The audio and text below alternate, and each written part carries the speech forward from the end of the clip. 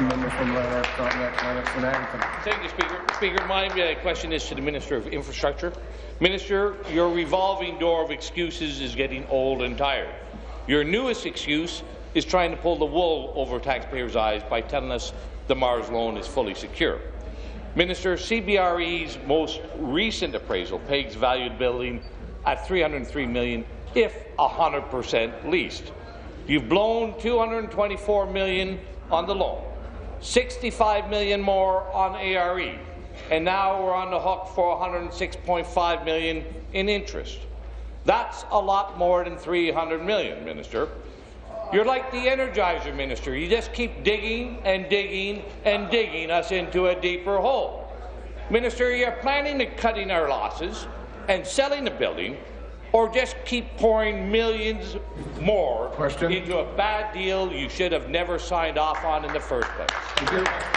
Economic Development, Employment and Infrastructure. Mr. Speaker, what's getting old and tired is the members' daily attacks on the integrity of MaRS, Mr. Speaker, and the opportunities that MaRS brings to our bioscience cluster.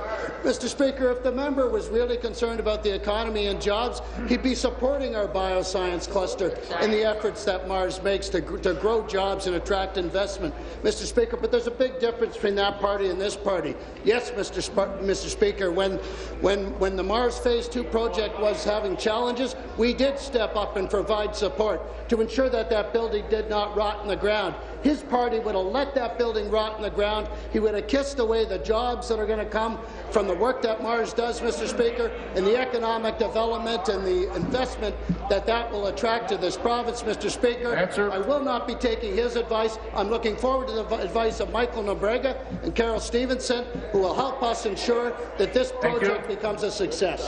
Thank you. Supplementary. Thank you, Speaker. Minister, we know that you don't understand the business case, and no one's surprised now that you don't understand an appraisal either.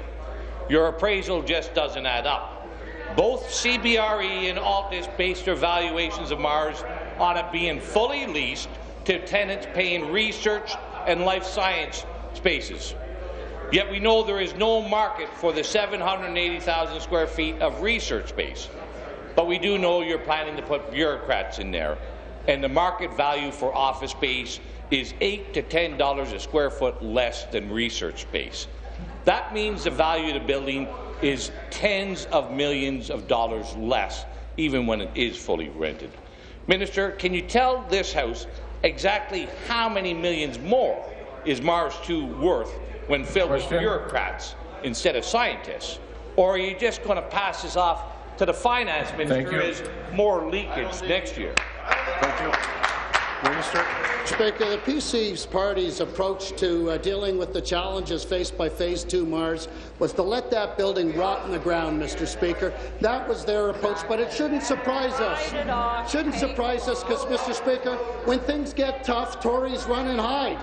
Look what they did with the auto sector, Mr. Speaker, when the auto sector was having challenges. Mr. Speaker, we stepped up, partnered with the auto sector, ensured that 400,000 plus direct and indirect jobs were saved in this province. Mr. Speaker, the approach of that party was to let those plants close. Mr. Speaker, when it comes down to it, this party has the intestinal fortitude to make the investments we need to make to grow our economy, to partner with the private sector, Mr.